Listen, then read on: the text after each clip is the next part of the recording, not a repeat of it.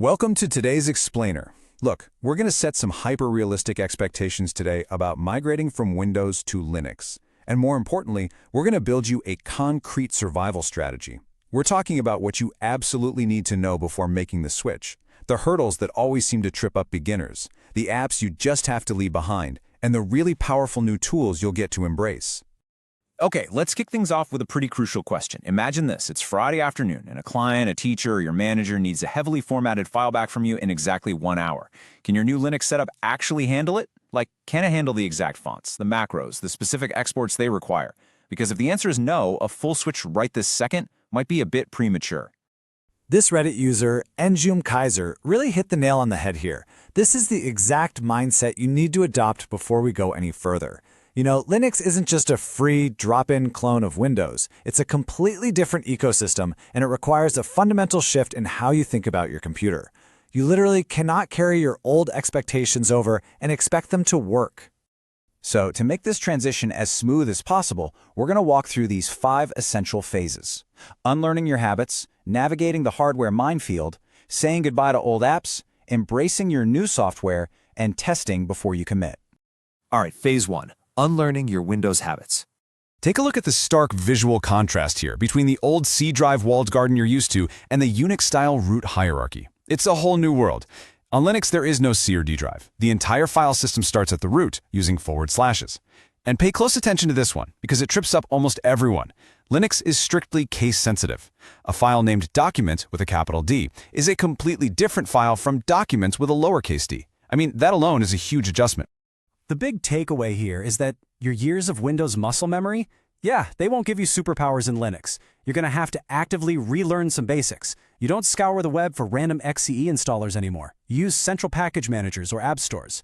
You don't ever need to manually defrag your hard drive. Those forced surprise system updates that ruin your workflow, gone. Updates happen strictly when you say so. Oh, and third-party antivirus software? Barely a thing, because Linux just isn't targeted by malware the way Windows is. Moving right along to phase 2, navigating the hardware minefield. Listen, before you even think about hitting that install button, you have to check your hardware. Support is light years better than it used to be, but it's not magic. If your laptop has a Broadcom Wi-Fi chip, you might literally have no internet during installation, meaning you'd have to physically plug into an Ethernet cable just to download the drivers. Got an NVIDIA graphics card? Be prepared for some potential proprietary driver headaches. And printers? Well, HP is generally fantastic out of the box on Linux, but brother printers, they can be super hit or miss depending on your exact model. Now, let me ask you a quick question. What kind of memory are you working with? Just 2 or 4 gigabytes of RAM? We've got to bust a massive myth right now about reviving old PCs. See, a lot of beginners slap Linux on an old laptop, it runs terribly, and they blame the operating system. But actually, it's about matching the software to the hardware. If you try to run a heavy, modern desktop environment like GNOME on 2 gigs of RAM, it's going to crawl. It's like putting a sports car engine in a golf cart. But swap that out for a lightweight environment like XFCE, boom, your old hardware is going to feel brand new again. Okay, phase 3, saying goodbye to old apps. I'm going to rip the Band-Aid right off here. Windows applications natively will not run on Linux. Native Microsoft 365? Gone. Photoshop and the Adobe Suite? Nope. AutoCAD is out. And for the gamers out there, if your favorite multiplayer games rely on kernel-level anti-cheat, I'm talking Valorant, Fortnite, Destiny 2, those are completely off the table. Seriously, if your professional livelihood is anchored to these exact proprietary tools, doing a full 100% switch might genuinely be the wrong move for you right now.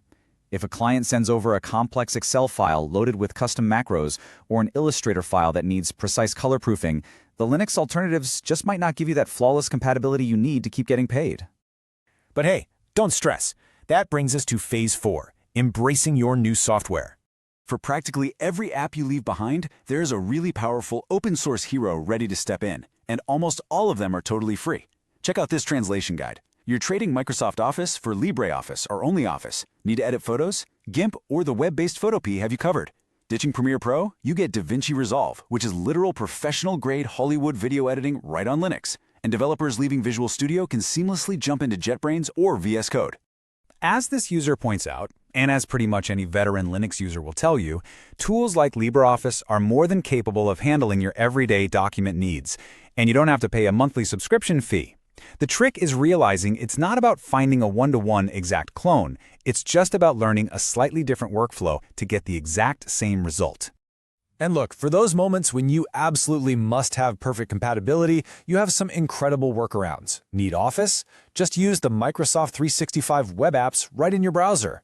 Want to play Windows games? Valve's Proton compatibility layer on Steam is basically magic, letting thousands of Windows games run flawlessly on Linux. And if you need native Office apps no matter what, you can always spin up a dedicated Windows virtual machine. Finally, we've reached Phase 5, testing before you commit. This right here is your golden rule of migration. You need to take a brutal inventory of your daily tasks and then, and I cannot stress this enough, create a full image backup of your Windows drive. Doing this without a backup isn't brave, it's just playing Russian roulette with your personal data. Now, the smartest thing you can possibly do is spend an hour using a live USB. You literally just boot the entire operating system straight from a flash drive without making a single permanent change to your PC. It proves your hardware works. You can check if your Wi-Fi connects, if your sound works, if your screen scale's right, all before you make a potentially catastrophic installation mistake. It's a zero-commitment test drive. If you do the live USB test and you're still feeling a little uneasy about the software, dual booting is your absolute best friend. You basically install Linux alongside Windows.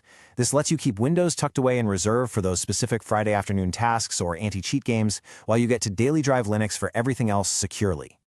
As Jan points out here, the tech side actually isn't the hardest part of the migration. The real challenge is your habits. You have to retrain your muscle memory, you have to learn where new settings live, how the file paths look, and what the new error messages actually mean. It's definitely going to feel foreign at first. But listen, just stick with it. Give it 2 solid weeks. If you can push through that initial friction and resist the urge to totally over-customize your desktop on day 1, Linux really rewards you. It eventually stops being a project and transforms into this quiet, reliable, completely spyware-free workshop that you own entirely. It just gets out of your way and lets you work. So knowing all the hurdles, the hardware checks, the backups, the new apps you've got to learn, and knowing all the amazing rewards, what's it going to be? Are you ready to stop renting your operating system from Microsoft and finally own your computer again? Or is your Windows comfort zone just a bit too hard to leave behind? Something to think about. Thanks for joining me on this explainer, and I'll catch you on the next one.